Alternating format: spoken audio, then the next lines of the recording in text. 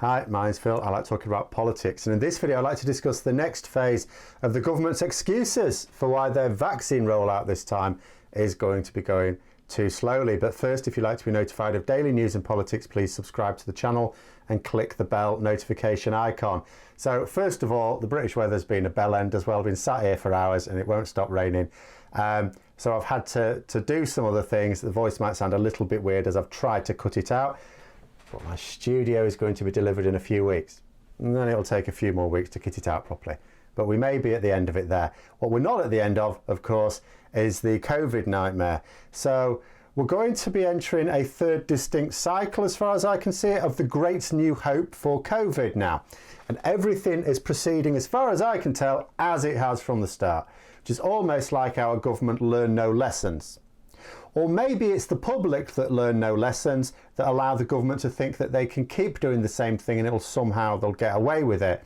Because on the same day when cabinet ministers were saying, oh, it's quite right that police should fine 2 women who were taking a walk 5 miles away from their home, it was apparently A-OK for the Prime Minister Boris Johnson to be cycling 7 miles away from his home.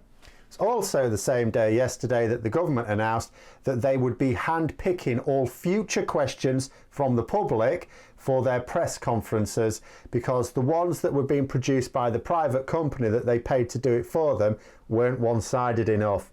But anyway, those cycles, and we're currently in the first phase, I think, of the third cycle, where everything's going to be marvellous with vaccines, but the government are already gearing themselves up for their excuses when we enter the phase of, hang on a minute, you said everything was going to be marvellous. Everything's not marvellous, Boris. Why isn't everything marvellous, Prime Minister?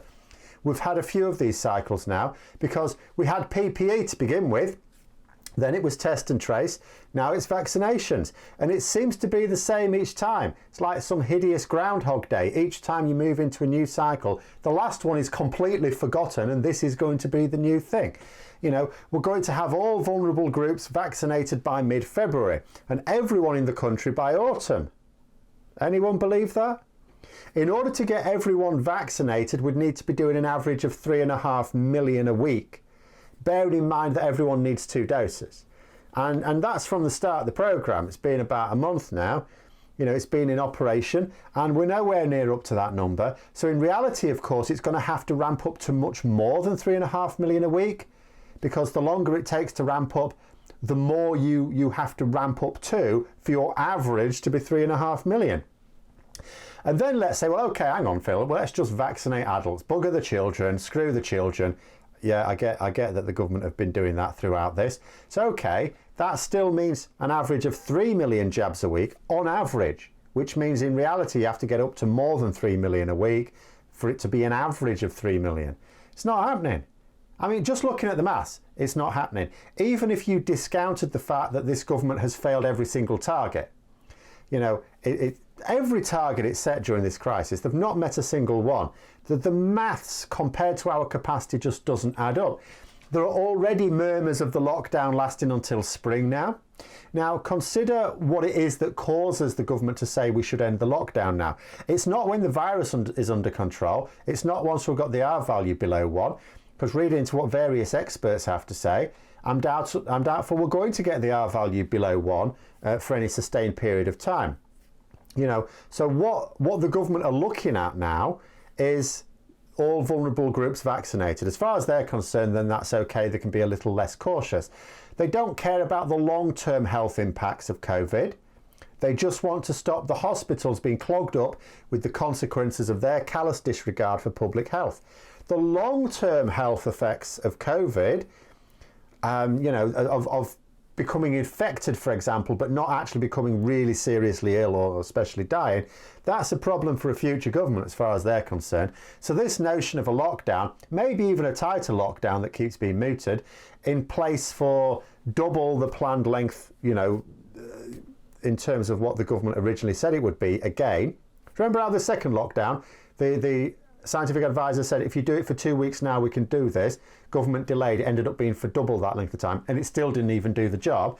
Well, we're sort of looking at a similar thing here. Lockdown until mid-February, they're already starting to talk about end of March, may go beyond that, you know.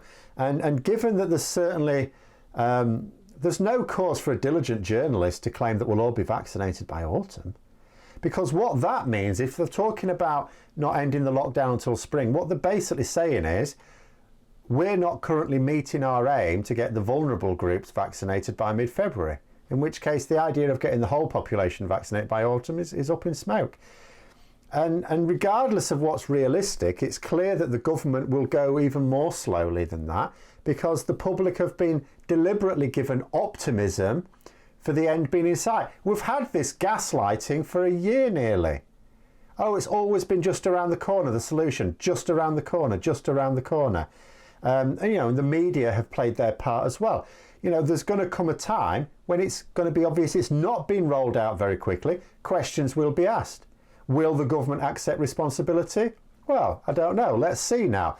Did they accept responsibility when healthcare workers ran out of PPE in care homes, in hospitals? No, they said it was their fault for using too much.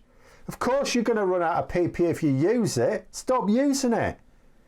Did they accept responsibility for the failure of test and trace? No, that was our fault. We kept asking for tests when we had symptoms of COVID. Well, of course you're going to run out of tests if you keep using them. So will they accept responsibility if the vaccine rollout is too slow? And I don't mean slower than their optimistic appraisal. I mean just objectively too slow. No, that's going to be our fault too. And do you know how it's going to be our fault? I'll tell you. So there have already been reports of large numbers of people being contacted for COVID vaccine. What has happened is the vaccine minister, who's making out like a bandit during all this, but the vaccine minister has basically said, we've set up these hubs, these vaccine centres, and now we're giving people appointments to go and visit them. Problem is there's only so many around the country. So you've got elderly people in their 80s and 90s being told they've got an appointment for a vaccine. It's 100 miles away. You what? 100 miles away to get your vaccine. And what will the government do when all these people can't turn up? You can't have an 80-year-old driving 100 miles or being ferried 100 miles for a jab.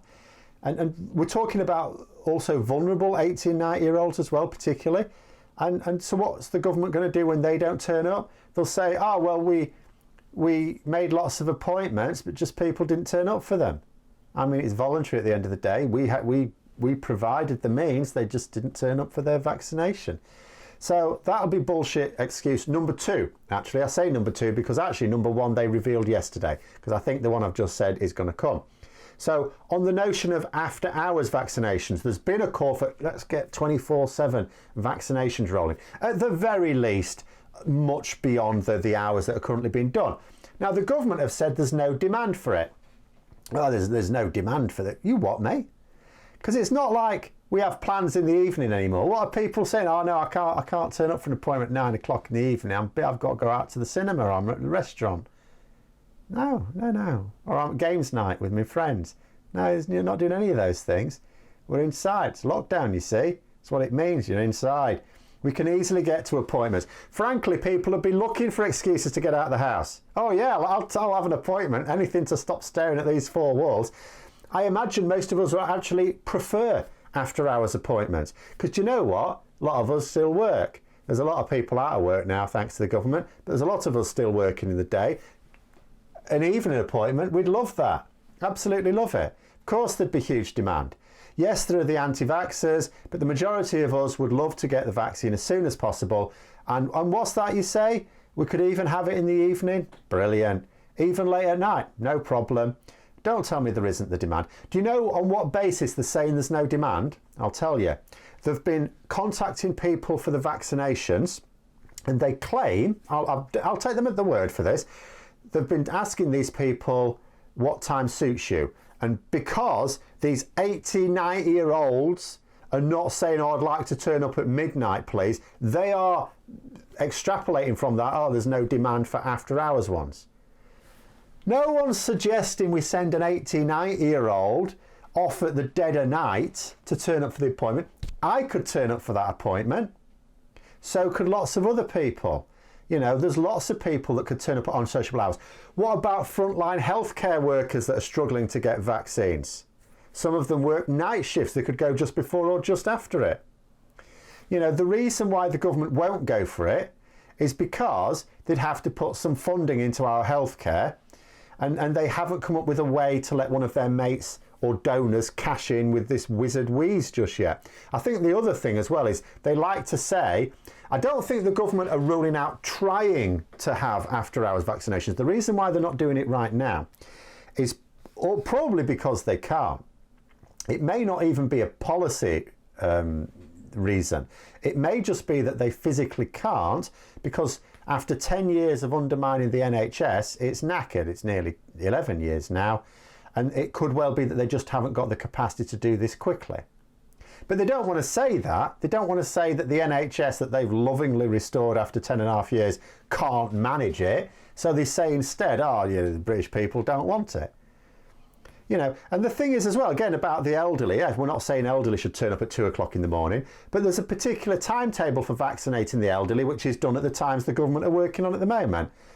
And you know, we accept that we don't want them tracing around at the dead of night, like I said. But what you do is you run a parallel scheme of vaccinations for people who can turn up at those times. Key workers, first of all. Teachers, police officers, supermarket workers, and so on. You know, now, this is all about getting ready to blame us when the rollout is poor. The rollout will be poor. Same with tests. They'll measure their success in what they call capacity. Oh, we had the capacity to do this many vaccines. People didn't turn up. You know, autumn my arse. My arse. I'll be genuinely surprised if I'm even vaccinated in 2021 at this rate. And I'm a key worker. It's quite possible at some point I may be prioritised against above other people of my age. I don't know. In the meantime, you know, we were really close to tipping the 60k new cases per day. We may still, but it's looking a bit better at the moment. The increase in the rate seems to have slowed down over the last few days. But, you know, remember, deaths lags behind by a couple of weeks. So because the rate of new cases was really high, it still is high, the number of new cases per day, but at least the rate has slowed. But the death rate's going to keep going up. It's going to soar above our first peak, you know, back in the first lockdown time, soaring above it. We've got some regions where hospitals are being overwhelmed right now, not in the future, not if we don't do something. Right now, we already acted too late. And the government aren't learning lessons. Frankly, the vaccinations are the only thing that's going to get us through this, because the government certainly are not. And although I accept that our capacity has been knackered by the last decade of Tory abuse of the NHS, they're not really giving me the impression that they're doing their best to make up for it now.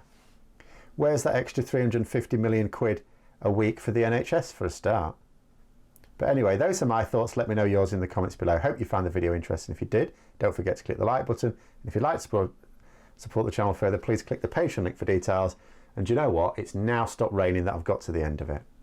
But until next time, I'll see you later.